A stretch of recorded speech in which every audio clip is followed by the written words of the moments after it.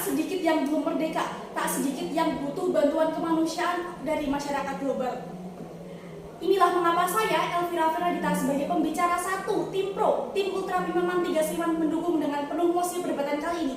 Mosinya yakni sebagai masyarakat internasional, Dewan ini melakukan transisi pengalokasian bantuan kemanusiaan berbasis tenaga manusia, seperti tapi tidak terbatas pada dokter, suster, guru, dan pasukan militer dengan humanoid robot.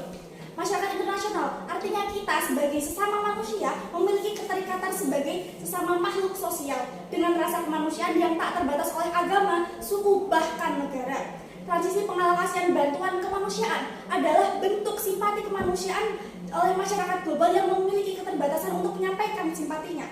Humanoid robot adalah robot dengan aspek yang menyerupai manusia seperti bentuk, gerakan, hingga kemampuan untuk menjalankan tugas. Alasan mengapa saya mendukung mosi perdebatan kali ini adalah yang pertama, rasa kemanusiaan masyarakat global seperti genosida di Palestina mengguncang simpati.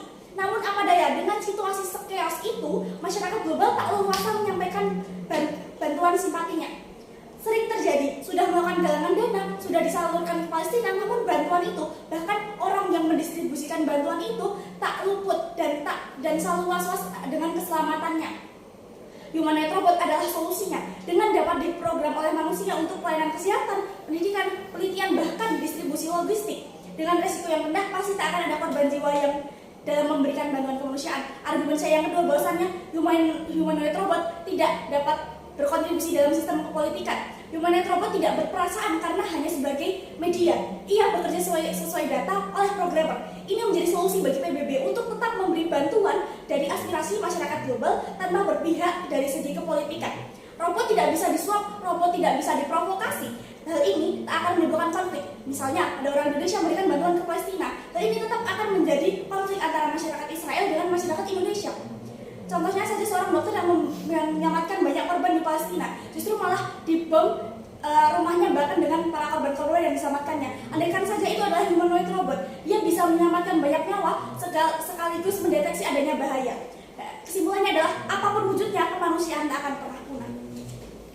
Selamat pagi Dewan Juri terhormat. Perkenalkan nama saya Elvira dan sebagai bicara pertama dalam tim Ultra Pimaman 3 Sleman. Di sini saya mendukung secara tegas mosi perdebatan kali ini, yaitu sebagai masyarakat internasional, Dewan ini akan melakukan transisi mengalokasikan bantuan kemanusiaan berbasis tenaga manusia dengan humanoid robot. Sebelum saya masuk ke dalam ranah argumentasi, izinkanlah saya untuk menjelaskan beberapa kata penting yang akan kita gunakan pada perdebatan kali ini. Yang pertama adalah humanoid robot, yaitu adalah sistem atau program yang menyerupai manusia. Kemudian ada masyarakat internasional, yaitu adalah hubungan antar suatu negara yang memberikan bantuan satu sama lainnya. Kemudian ada transisi, yaitu adalah pergeseran secara bertahap gitu ya. Kemudian di generasi saat ini kita membutuhkan suatu pelayanan yang cepat untuk menanggapi korban, entah itu dari bencana alam, kemudian ada korban pasca perang, kemudian juga dari segi ekonomi suatu negara. Nah, memasuki ranah argumentasi yang saya pertama, yaitu adalah kenapa saya mengajukan humanoid robot ini menjadi solusi yang tepat.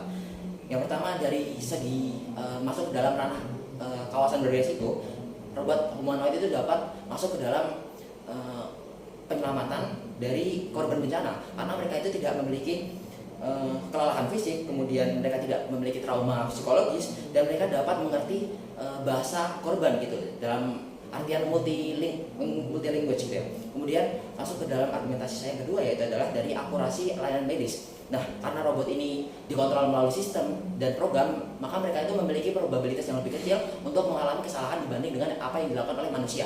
Kemudian yang ketiga, yaitu adalah dari segi ekonomi suatu negara. Itu dapat kita maksimalkan, dapat kita optimalkan, dapat lebih dihemat karena kita menggunakan robot ini. Jadi kita tidak akan perlu mengeluarkan banyak untuk operasional medis gitu kan ya. Jadi ini menjadi solusi yang tepat. Nah, perlu diingat pula bahwa robot ini tidak menggantikan peran manusia, melainkan untuk menyempurnakannya. Oleh karena itu di sini saya tetap berpegang teguh pada argumentasi yang telah saya bangun, dan saya harapkan Dewan Juri dapat melihat mosi perdebatan kali ini dari kacamata tim pemerintah. Terima kasih. Setiap manusia merupakan makhluk sosial, dan setiap makhluk sosial akan terus berketergantungan. Perkenalkan, nama saya Ovaira Viva selaku pembicara pertama dari tim Pro Ultra Pimaman 3 Sleman. Nah, pada mosi perdebatan kali ini saya menyatakan kesetujuan, yaitu sebagai masyarakat internasional, Dewan ini akan melakukan transisi pengalokasian bantuan kemanusiaan berbasis tenaga manusia tapi tidak terbatas seperti dokter, suster, guru, dan pasukan militer dengan humanoid robot. Saya menyatakan sangat setuju dengan misi perdebatan kali ini karena didasari oleh 3 faktor. Yang pertama adalah efisiensi terhadap ekonomi, kemudian fleksibilitas, dan juga keakuratan.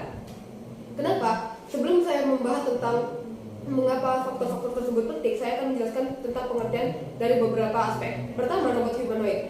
Robot humanoid adalah robot yang diciptakan untuk membantu pekerjaan manusia dan memiliki kemiripan dengan manusia, baik dari segi penganalisian, menjalankan, dan juga secara bentuk. Kemudian, transisi adalah perpindahan peran dari manusia ke robot namun tidak secara penuh ataupun tidak seutuhnya. Jadi masih ada peran manusia di dalam di situ. Kemudian masyarakat internasional adalah seluruh manusia yang berada di muka bumi ini yang memiliki empati dan simpati dari berbagai belahan dunia. Kemudian masuk kepada argumen saya pertama, yaitu efisiensi terhadap ekonomi. Kenapa saya setuju? Karena dengan penggunaan robot dan sebagai bantuan kemanusiaan itu akan menekan penggunaan ekonomi, sehingga kita tidak perlu mengeluarkan biaya yang begitu besar untuk robot tersebut, karena robot hanya memerlukan satu sumber energi daya, tidak seperti manusia yang membutuhkan berbagai sumber energi daya. Kemudian yang kedua adalah fleksibilitas. Robot diprogram sehingga dapat menjalankan suatu tugas, sehingga jika programnya itu ditukar ataupun diubah, dia dapat melakukan program yang lain atau dia dapat melakukan aktivitas yang lain, sehingga apapun aktivitasnya itu akan bergantung dengan apapun yang diprogram, sehingga itu akan menjadi lebih fleksibel. Kemudian hasil kerja yang lebih produktif. Kenapa? Karena robot tidak memiliki emosi. Manusia dapat bekerja tidak produktif karena dipengaruhi oleh emosi, sementara robot tidak memiliki emosi, sehingga apapun yang dilakukan akan lebih produktif. Dan robot juga bisa dioperasikan selama 24 jam penuh, tidak seperti manusia yang memiliki emosi dan juga membutuhkan istirahat yang cukup. Sekian dari argumen yang saya sampaikan. Saya berharap Dewan Juri dapat memandang masih perdebatan ini dari sudut pandang tim pro. Terima kasih.